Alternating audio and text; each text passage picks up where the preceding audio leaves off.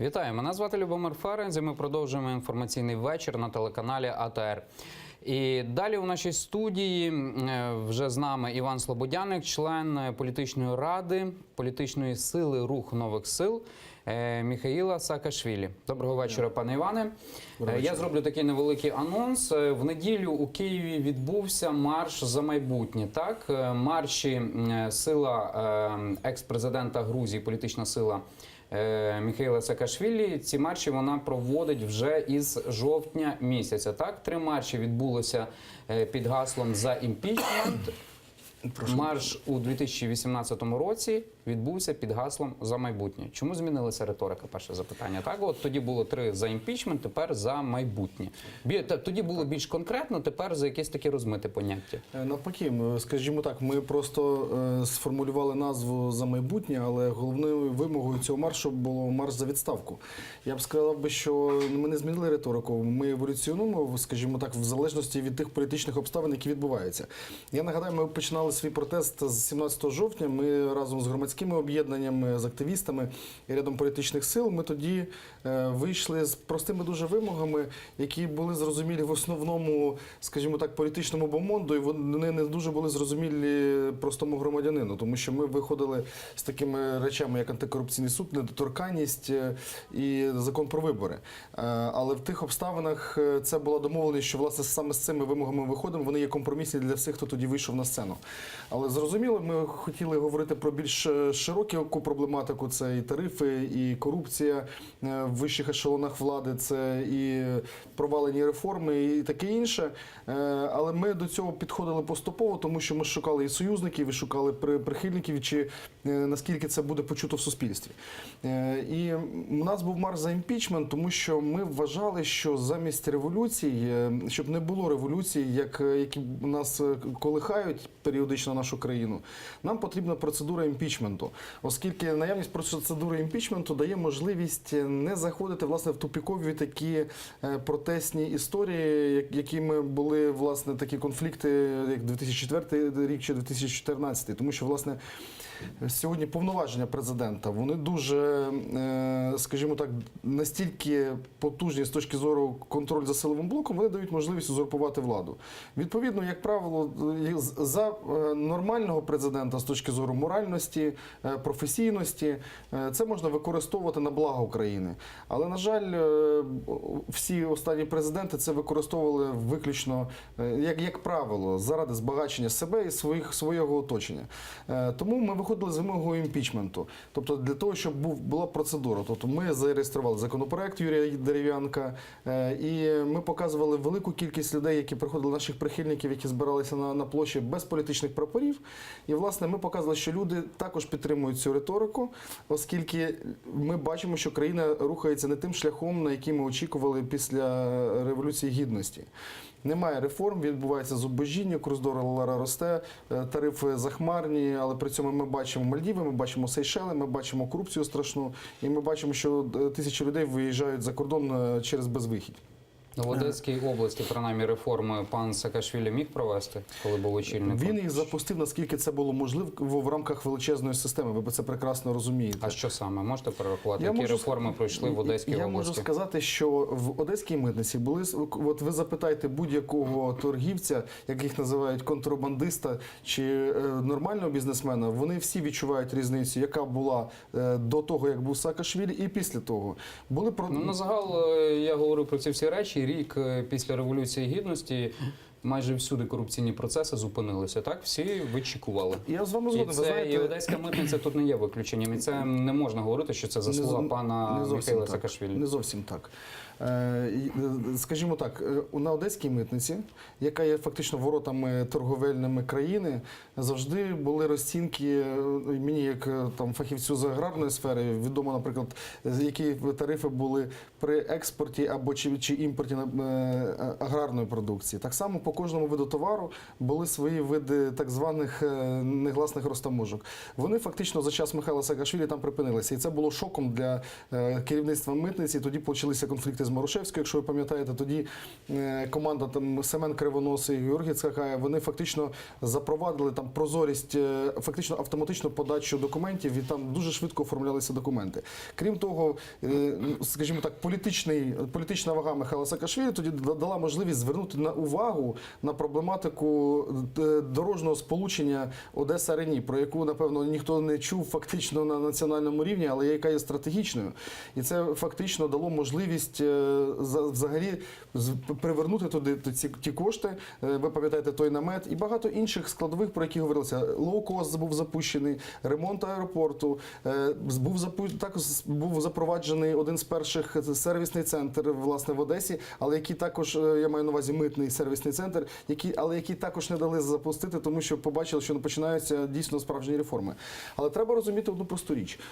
Дійсно, я з вами погоджуюся, що вся країна, коли був Порошенко очолив країну, затамувала подих, оскільки завжди, як на мою думку, відбувається така річ, що спочатку найближче оточення дивиться, як буде вести себе перша особа держави.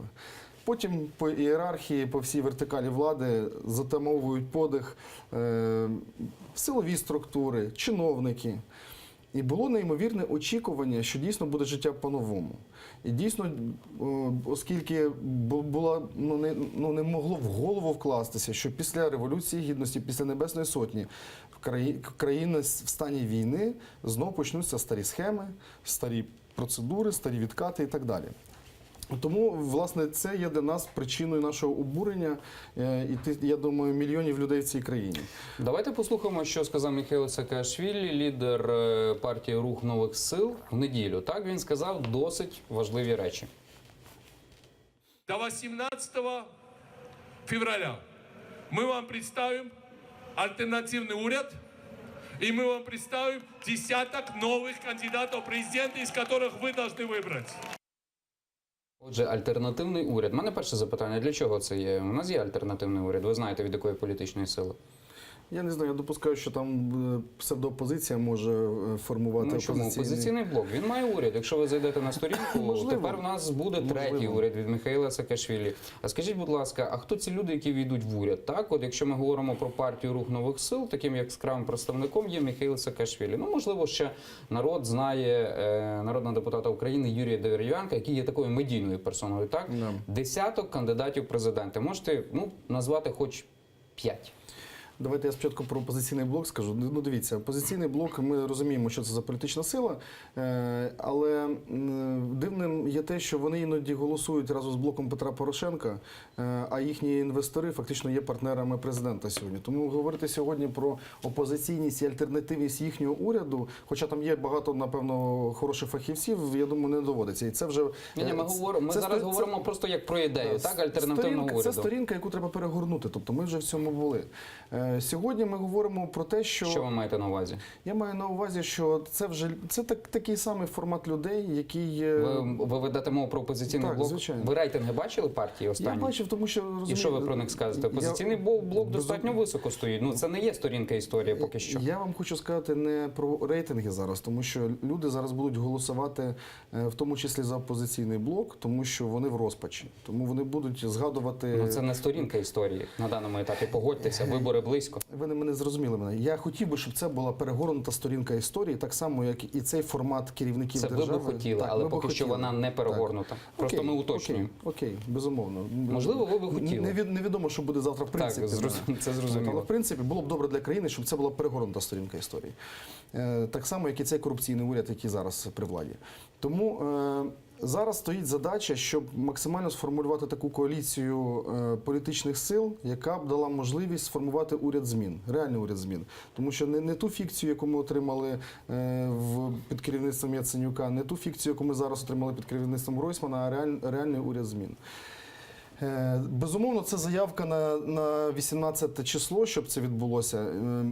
Дай Бог, щоб це сталося, тому що це не проста насправді справа, оскільки навколо нашого протесту є, принаймні, я можу назвати кілька людей, які можуть претендувати на Місця в альтернативному уряді. навіть по-перше, на президентство. Це починаючи від Анатолія Гриценка, продовжуючи Валентином Наливайченко, Юлією Тимошенко і так далі. Можна продовжувати цих.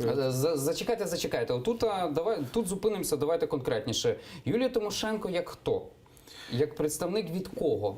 Вона має свою Я фракцію. кажу зараз гіпотетично. Тобто, Гіпотетично. Я кажу зараз про ті політичні сили, які так чи інакше з нами перетиналися і підтримували нас в ті чи інші складові Рух нових протесту. сил готові підтримати Валентина Наливайченка, Юлію Тимошенко? Ще раз, ми формулюємо це таким чином, що у нас є певний ряд вимог до кандидата в президенти. Цей ряд вимог стосується і переходу країни до нормального уряду, тобто ми маємо бачення певного алгоритму, і я можу його загальними рисами окреслити, і також бачення, що має бути зроблено після того, як буде зміна влади. Тобто є дві складові. Перша, тобто наша перша вимога – це зміна президента. Президент, якого ми підтримуємо, це президент, який зобов'яжеться розпустити цей парламент і оголосити дострокові вибори в умовах нового виборчого законодавства. Це не зміна президента. Здається, Михайло Саакашвілі, коли проходив Я мітинг про за алгоритм кажу. Прошу? Я кажу зараз про алгоритм. Про алгоритм, так? Це Так. називає капітуляцію президента Михайла Саакашвілі. Він, здається, закликав капітулювати Петра Порошенка. Безумовно, дивіться, це політична вимога, яку ми бачили б ідеальною. Тому що ми розуміємо, що ми вимагаємо від нього відставки, або ми будемо тиснути далі на парламент, щоб він проголосував закон про імпічмент. І ми вважаємо, що дійсно позиція президента, якби вона була б державницькою, вона була б найкращою і компромісною для всієї країни, безболісною. Якби він сам пішов би з цієї посади, чи це були б дострокові вибори, хай би, можливо, він би і пробував би далі балотуватися, але ми вважаємо, що це б дало можливість мінімізувати ризики громадянських конфліктів, щоб це не дало можливість третім сторонам втиснутися і якимось чином впливати на ззовні, використовуючи цю ситуацію на розхитування територіальної цілісності країни. І це дало б можливість абсолютно спокійно далі завершити те, про що говорилося під час всіх майданів, і починаючи від революції на граніті. Чекайте, а як особа Петра Порошенка розхитує територіальну цілісність країни? Дуже просто. Бідністю наших людей. І корупцію в країні. Це як? Це дуже просто. Це підриває довіру до країни, легітимність. Ми говоримо про територіальну цілісність, а не про довіру. Що ви маєте на увазі? Який регіон через особу Петра Порошенка хоче відділення? Я вам так скажу, що ви чітко вжили слово територіальна цілісність. Ми не вжили там. Це впливає наприклад, на потужність нашої армії. Абсолютно, це очевидні речі. Якщо це вам не зрозуміло, мені Ні, я просто хочу роз'яснення. Я роз'яснюю вам, тому що лояльність до держави, або, наприклад, тих людей, які проживають на прилеглих територіях і мають там сумніви, тому що такі люди є, це очевидно, в якій країні вони б хотіли жити, чи можливо перебігти на іншу сторону, вони в тому числі думають гаманцем. Але ключова річ – це робота державної системи. І передусім це робота армії. Ми говоримо про особу Михайла Саакашвілі. Він має досвід щодо територіальної цілісності країни Грузії. Він має досвід Абхазії, наприклад. Да. Його особа не змогла залишити єдиною цю країну, здається, чи ні? Давайте ми будемо про Україну говорити. Давайте не будемо. Ми говоримо про рух нових сил, де є очільником. Ви говорите про речі, які я вам опоную. А ми говоримо про Україну. Так? Ви говорите про особу президента. Я вам даю, наприклад, також. Я роблю ідентичну аналогію, яку ви мені наводите. Так? Добре, а можна я вам альтернативний приклад? Будь ласка. Батумі – це Аджарія. Так. І якби не постать Михайла Саакашвілі, велика ймовірність, що Аджарія би відділилася від Грузії. Зараз Батумі по всьому Києву висять пропозиції щодо інвестицій в Батумі. Це, мені здається, дуже хороший приклад. І дорога, яка побудована від Тбілісі до Батумі, і вартість перельотів, які туди організовані, я думаю, це найкращий приклад збереження територіальної цілісності, в тому числі за допомогою економічних А важелів. щодо Абхазії? Щодо Абхазії, я не знаю там деталі, я не можу це коментувати. Ну чому, Михайло Ну, Саакашвілі? я просто не орієнтуюся в тому конфлікті в деталях. Зрозуміло. Ми говоримо про уряд і кандидатів в президенти. В одному з ефірів Михайло Саакашвілі, так і в неділю, він сказав, що він готовий очолити уряд. Так, Да. за законом він не зможе стати президентом, він бере по максимуму, він хоче посаду прем'єр-міністра. Так, тому що він зможе війти в уряд, будучи депутатом, якщо теоретично за нього українці проголосують. Він сказав про десяток нових кандидатів в президенти. Давайте імена, ну хоча б 3. Я думаю, це буде правильно, якщо це буде оголошено. Я не хочу зараз робити якісь політичні прогнози, щоб зараз це не спровокувало якісь потім реакції політичні. Я думаю, буде правильно, якщо це буде здійснено публічно, після консультацій з кожним, щоб зараз прізвище, яке я назву чи не назву, буде впливати, власне, на результати цих перемовин. Я думаю, що краще це буде так, як це було оголошено зі сцени. Ви за послідовність політиків? В словах і в ділах? Безумовно, це складова політики, базис політичний, напевно. Дивіться, а ви бачите послідовність в словах і ділах Михайла Саакашвілі? Ну, я навіть не розумію, до чого це запитання ви задаєте. А тому, що 2 місяці тому, коли запитували журналіста Михайла Саакашвілі, що він хоче очолити в Україні, він сказав, я просто хочу бути ментором. Тут через змінюється 2 місяці, він хоче прем'єр-міністром бути. Ні, Так? це не він хоче. А хто хоче? Вважайте, що це ми його переконали фактично. Він дійсно не мав А політичних ми це амбіцій. хто? Ви можете назвати людей, які його переконували? Так, окрім, наприклад, Дивіться, Ми це якщо хто? ми будемо говорити в такій тональності, у нас ця розмова не буде зовсім не дуже буде конструктивна. А Давайте що так. ви маєте на увазі тональність і Дивіться. конструктивна? Так, дивіться, ви говорите загальні речі, я хочу більше конкретики. Погоджуєтеся зі мною. І конкретика Ви даєте найбільше... оцінку одразу. Я даю оцінку Да, ви у даєте чому? оцінку. Ви говорите, що він не послідовний, формулюючи таким чином питання. Але окей. Бо так і є. Ні, так не є. Ну, коли ви його зараз прямо стверджуєте, а так не є. Так не є. є. Так, Так ви не відкрите є. ефіри. Так не є. І, наприклад, це, що говорив Це не Михайло є Саакашвілі. свідченням непослідовності чи послідовності. Це є складовою політичного процесу. В той момент, коли з ним була, напевно, така розмова, і я підтверджую це, що він дійсно, наскільки ці розмови у нас були, він завжди говорив, що в нього немає політичних амбіцій займати якусь посаду. Але коли ми починали говорити з іншими політичними силами, хто б потенційно очолив би уряд, завжди ми впиралися в українські амбіції. З ким рух нових сил? Я перепрошую, тут уточнення. Ви ж хочете почути відповідь на питання? Я зразу Можна я додам, завершу? я уточню, з якими Можна я політичними завершу? силами ви ведете Чи перемовини? можна я завершу? Будь ласка. Чи можна я завершу? Власне, це була компромісна політична позиція на вимогу багатьох учасників нашого протесту, тому що Михайло Саакашвілі є постаттю світового рівня, яка б дала б можливість і досвідом реальних справжніх реформ, яка б дала б можливість перезавантаження системи. Ми це навіть називаємо демонтажу системи. В нього немає навіть політичних амбіцій на депутатство, тому що в нього інші амбіції, скажімо так, вони історичного характеру, хоча це звучить дуже пафосно, але у нас такий прагматичний романтизм. Тому, власне, це була складова політичного процесу. Я не бачу жодної непослідовності, це абсолютно нормально. Це ми шукаємо шляхи, ми ж не маємо рецепту готового успіху. Ми теж дивимося, хто з нами йде, хто з нами не йде, хто як себе поводить в різних ситуаціях, хто на що готовий йти. Тому це абсолютно нормальна послідовна позиція. Це перше. Друге, відповідаючи на ваше питання, ви можете побачити всіх політиків, які потрапляють на нашу сцену, і, власне, можна назвати, що так чи інакше з ними відбуваються консультації. За цей час у нас були і позафракційні, і позапарламентські партії, і від «Свободи» були присутні у нас представники, і від «Самопомощі», і від Юлії Тимошенко, і депутатських груп і фракцій. Тому, в принципі, ми відкриті до всіх сьогодні політиків, які відповідають ряду моментів. Перший момент. Не були помічені в корупційних скандалах, не були в комуністичних партіях, і там ще ряді політичних сил.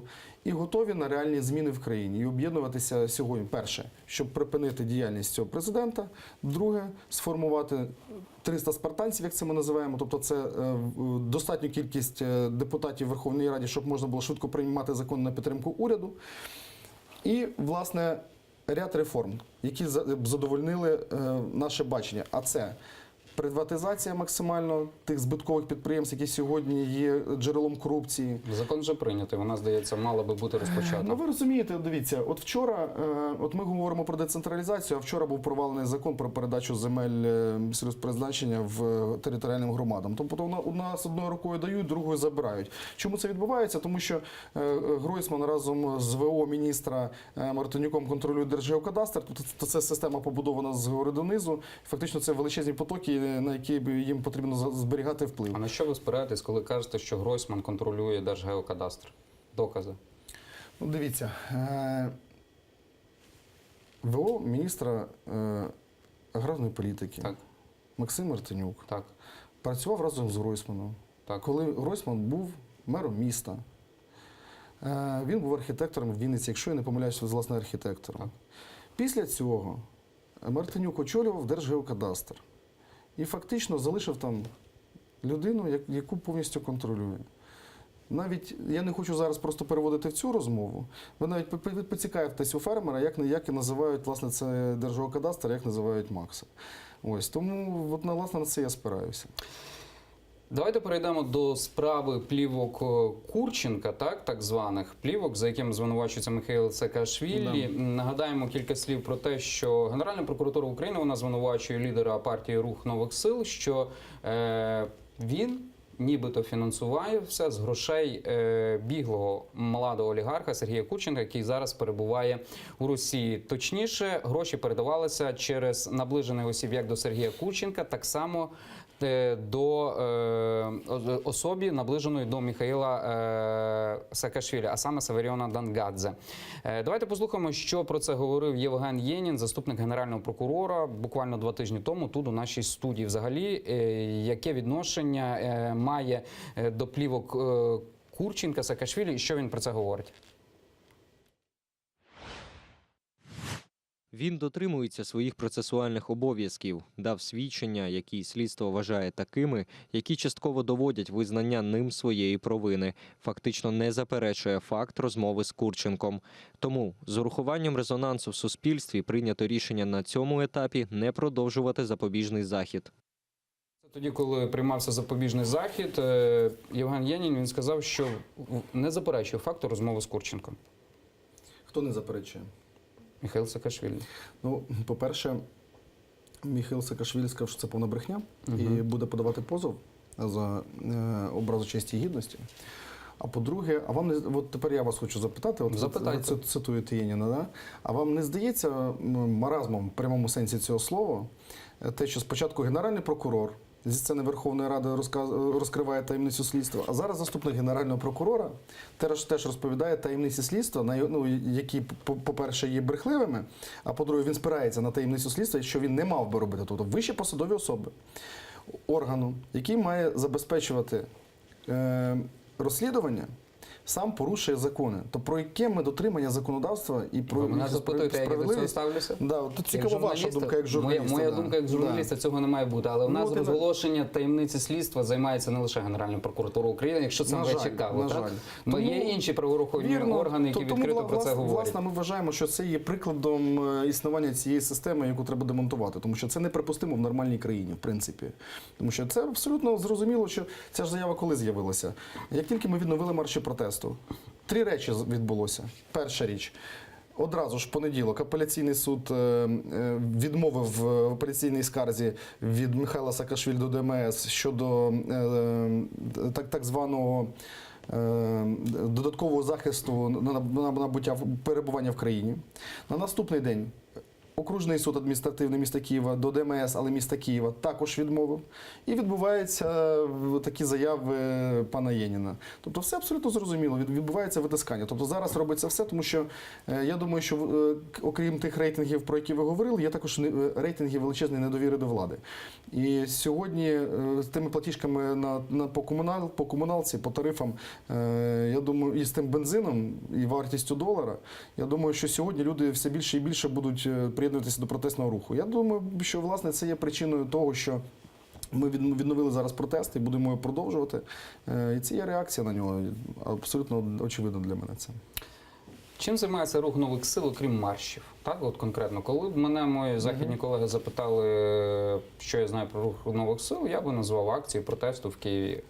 Окрім них, чим ще займається рух нових сил? Це прекрасно, що завдяки маршам ви почали цікавитися, чим займається рух То нових я, сил. ні, я на загал цікавлюся це політичними добре. Це очільниками, добре. так? Це добре. Просто якщо на загал сформулювати. Ми б менше всього хотіли б займатися політичними маршами і маршами протесту. Ми б хотілося займатися формуванням програм, іти, власне, зміни країни. Давайте не про те, що би ви хотіли, а що ви і ми робите, цим окрім, займалися. Значить, окрім дивіться, маршів. у нас є зараз кілька задач, над чим ми працюємо. Ключова задача політичної сили – підготувати план дій для зміни країни. І, власне, цим ми займалися. Ми зараз... Ви його підготували?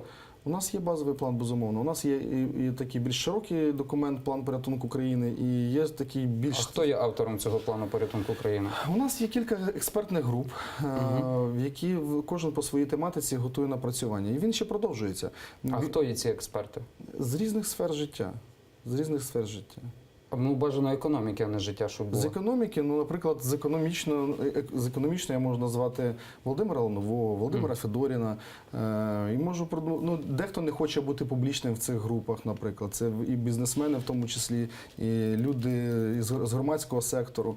Ось тому кожен обирає у нас. А чому вони не хочуть бути публічними? Ну тому що у нас, як тільки у нас, наприклад, в регіонах хтось хоче нам надати автобуси, на наступний день до них приходить СБУ і А назвіть забороняє. людей з Києва, які є учасниками цих експертних груп. З людей з Києва? Так. Не з регіонів, а з Києва, наприклад. Я вам можу назвати, наприклад, з аграрної складовою. Я можу назвати вам Анатолія Гайворонського, це голова Асоціації фермерів Дніпропетровської області. Я є також членом Асоціації фермерів. Це Віктор Анатолійович Галич, це заступник голови Асоціації Полтавської області. Це ряд економічних журналістів, їх прізвища я не буду називати. Це також і депутати Верховної Ради, які також долучаються до роботи з нами. Я їх теж зараз не буду називати, але вони нас теж підтримують. Ну, вони на загал відомі, там, наприклад, Семен Семенченко, він бере участь в якійсь експертній групі. От чим займається Семен Семенченко, так? Значить, дивіться, окрім маршів? У них трошки, якби, можна так сказати, у них автономна лінія протесту. Ми є партнерами в рамках опозиції.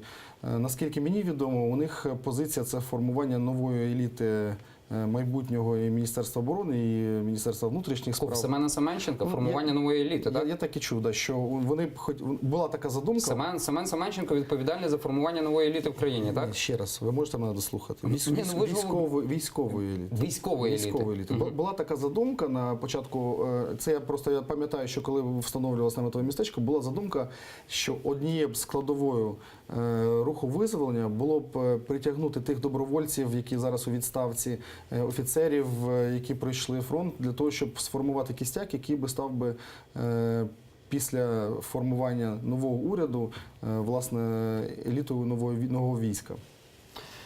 От Семен Семенченко у свій час заявляв, що треба взяти Верховну Раду під охорону. Так? От ви розділяєте його думки чи ні? Так? Була така його заява, пам'ятаєте? Так, я пам'ятаю. В принципі, такі акції ненасильницького супротиву символічні ми проводили також, коли було голосування по недоторканності, якщо пам'ятаєте. Що означає Рада під охороною? Ну, ви розумієте, що це, безумовно, така гра слів, яка... Це метафора, так? Це метафора, да, яка... Але люди можуть сприйняти метафору не так, так як було з Жовтневим палацом. Це окрема історія. Дивіться, що стосується Ради під охороною, я думаю, що це правильний меседж, тому що сьогодні треба персоніфікувати відповідальність кожного депутата, тому що, знову ж таки, я можу наводити там приклади на тому, що я знаю. У нас відбувається дуже така... Подвійні стандарти у нас існують. Депутати з трибуни говорять одне, голосування відбувається зовсім по-іншому.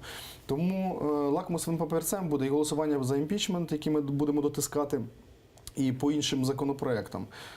Тому, власне, задача для нас стоїть така, щоб депутати... Ну, я думаю, що це також, знаєте, чим класно? Що саме класно? Власне, такі меседжі для депутатів від народу. Тому що коли це не було від народу, це було від іншого народного депутата. Добре, від іншого народного депутата. Я думаю, що можна вважати... Я думаю, що кожен сьогодні громадянин України побажає, власне, такого тиску на парламент, який працює в новорічні свята. Дуже коротко, чим це корисно? Це корисно, щоб депутати згадали, що люди є навколо них, тому що вони виходять з парламенту, йдуть через підземні переходи. Частина з невелика з них працює по округам, а решта, напевно, не бачить цих людей. Дякуємо Івану Слободянику, члену політради політичної сили Рух нових сил. Мене звати Любомир Ференц. Ми повернемося у цю студію вже за півгодини і будемо говорити про ракету Ілона Маска.